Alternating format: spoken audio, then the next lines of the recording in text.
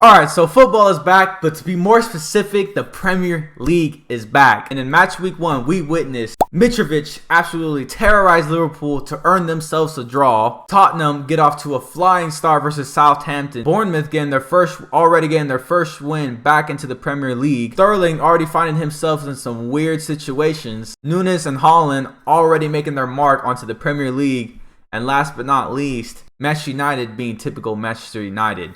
How's it going, football fans around the world? Welcome back to my channel, and this is my match week 1 reactions. Alright, so the first match I want to talk about is Arsenal versus Crystal Palace. I'm going to be saying this a lot through this video. It's the first game of the season, so obviously a lot of rust. There's going to be a lot of sloppiness, a lot of rust. It's the first game back. So yeah, it is to be expected that things aren't as sharp as they should be. And that's all, and that's what I'm going to say about Arsenal. Yeah, they got the win, and that's all that matters, right? The 3 points is all that matters. But what I will say is that throughout the match, it did look a bit sloppy, and there are a few things out there that are sharpened up. But it is versus a really good team, and a team that I expect to finish in the top half of the table this season, Crystal Palace. As for Crystal Palace, is not the result you want. I'm sure they came in here thinking that they could at least get it a draw. Some of the Arsenal signings were just showing their quality today, and yeah, they got the win. So good for Arsenal. And as for Crystal Palace, like I said, not the result you want, but I'm still expecting a lot of big things for you guys. So we'll see how you guys do next week. The next match I want to talk about is Fulham versus Liverpool. Like I said just a bit ago. So as I was talking about it being the first game of the season,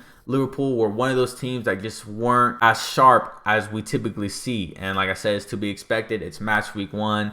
There was a lot of sloppiness from Liverpool, especially after seeing them last week versus Manchester City. They seemed so sharp. They seemed so turned on. So to see such a drop-off versus Fulham, and all credit to Fulham, right? They came in here. They actually dominated a lot of the parts of the matches, and I believe they deserved this draw. But not what I was expecting from Liverpool. I totally expected Liverpool to come here and absolutely dominate Fulham. They didn't. Mitrovic absolutely terrorized them. Bullied Trent Alexander-Arnold to get the first goal. Put a little shimmy on Van Dijk. Although I would say it's a soft PK. There was a bit of contact on him, so I'm 50-50 on that, but. Yeah, great result for Fulham, and they're already ahead of schedule, right? I mean, if you're looking at the season as a Fulham fan or as a player or as just a Fulham supporter, you're probably looking at Liverpool and thinking, yeah, we probably won't get any points from that. So the fact that you did, you're already off to a great start and making your case to survive in this league. Yeah, great game for Fulham. As for Liverpool, like I said, they were a bit sloppy, but as soon as Nunes came in, he made a huge difference. I thought it was a big decision not to start him, especially seeing how he did versus Man City in the Community Shield. I'm sure Klopp had his reasons, but I mean, as we've seen, as soon as he came in, he made a huge difference. He's a goal scoring machine. The balls on that guy to try that flick twice was nuts. I mean, we've seen him try it earlier in the match.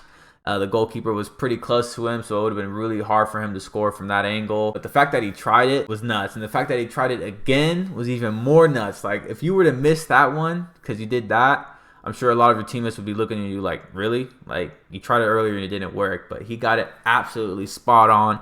It wasn't a beautiful goal, but unfortunately for them, they weren't able to get that winner. As for Nunes, he's off to a great start, and it's actually the opposite of what I was expecting. I was expecting maybe the Nunes to come into this team and maybe not be used to Liverpool's game pace, but it seems to be the opposite. I mean, it looks like Nunes is up to standards, and Liverpool just haven't quite reached his intensity yet. So, but as the season goes on, we know Liverpool are going to start turning it up. So. Just an unfortunate season opener for them. The next match we want to talk about is Tottenham off to an amazing flying start versus Southampton. Southampton ended up actually getting the first goal of that game. An amazing volley from James Ward-Prowse to get a bounce off the ground into the net was such an amazing goal. But Tottenham, they responded quickly, and then they made sure to show Southampton their dominance throughout the match.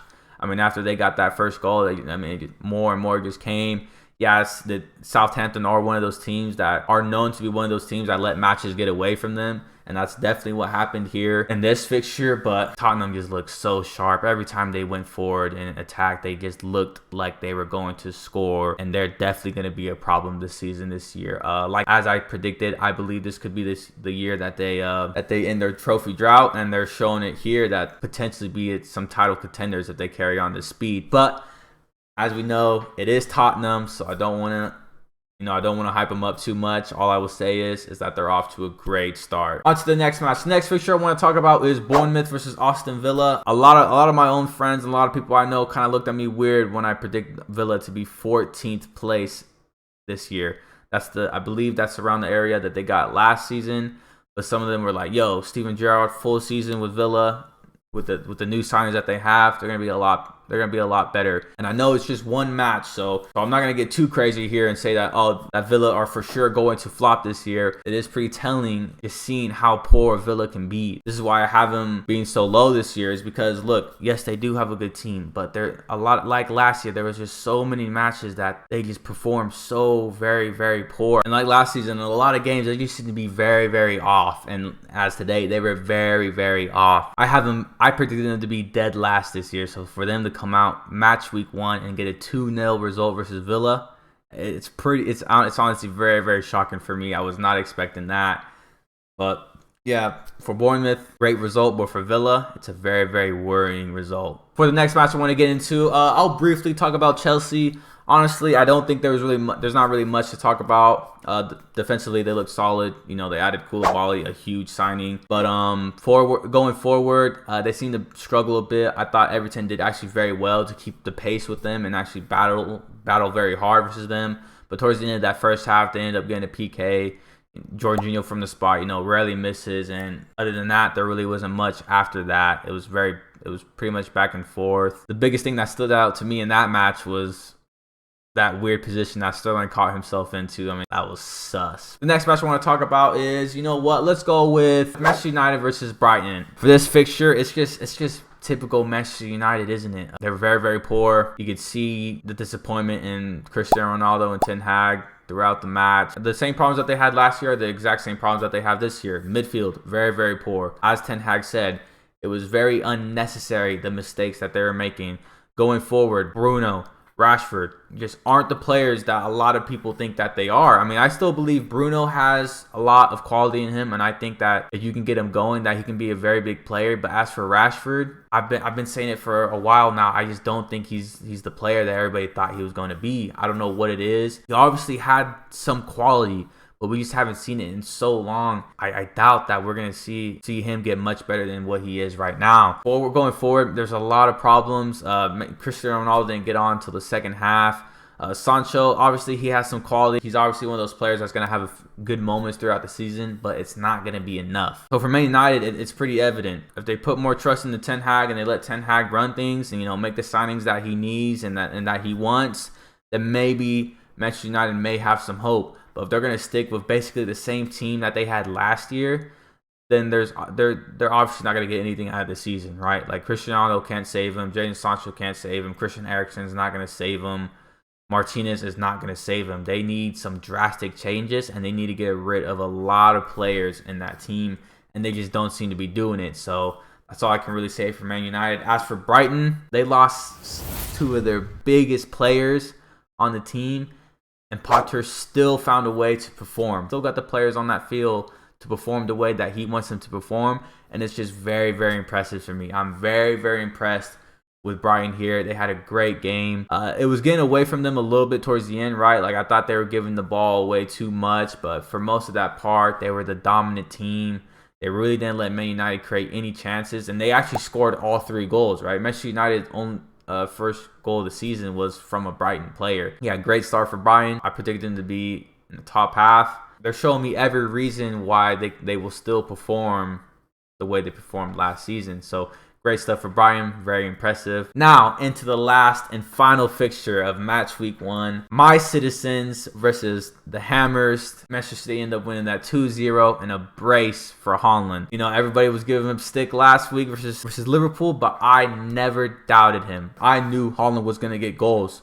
The only thing I will say about this match is that I still believe we're being a bit too possessive, right? Even after today's result, that first 30 minutes, we were very off the mark, very sluggish. We made a lot of mistakes. And like I said, just too possessive. Haaland made so many runs and we just weren't giving him the ball. Until finally, Gundogan decided to say, you know what, screw it. I'm going to play him through. Haaland made a beautiful run, showed his pace, got to the ball first, drew the PK, and then stepped up to the mark and scored from there. I was in heaven. I was like, yes, finally. Now let's keep doing that. But we went back to the same possessive Man City, and that's my only worry for this season is that, look, I know Haaland, he's going to go and he's going to score goals, right? Any forward on the Man City team is going to score goals. But what I'm a bit worried about is who's going to adapt to who, right? I believe we have to meet in the middle, right? We're not going to totally change up our game and just become this guy just, long balling it, sending through balls just constantly to Haaland, right? Just hoping and expecting him just to score whatever we give him. But I do believe that we got to start letting go a little bit more, right? Let's be possessive. Let's show our quality. But when Haaland makes those runs, we have to feed him a little bit more if we want him to do what we brought him in for, which is to be that lethal striker. And the 2 times that we did it, he's shown us why we brought him into this team. So that's my only concern, right? Because as we've seen with Jack Grealish, and Jack Grealish even said in an interview, right? I mean, it's well documented. He changed his game to fit the style of Man City, and that's obviously now not playing to his strengths, right? In Villa, he was so attacking. He took so many players on, and that's how he got his goals and assists. But for Man City, he even said it. I feel like he's taken his mind off of attacking the goal and just not losing the ball, right? I mean, he said in his interview, what he's more worried about is losing the ball. So for him to do that, instead of him worrying about, getting at goal, his main priority is just not to lose the ball. So what are we seeing more from him? Playing it easy, playing a nice 5-yard pass, something simple. And I was just a bit concerned that Haaland may turn into that same player.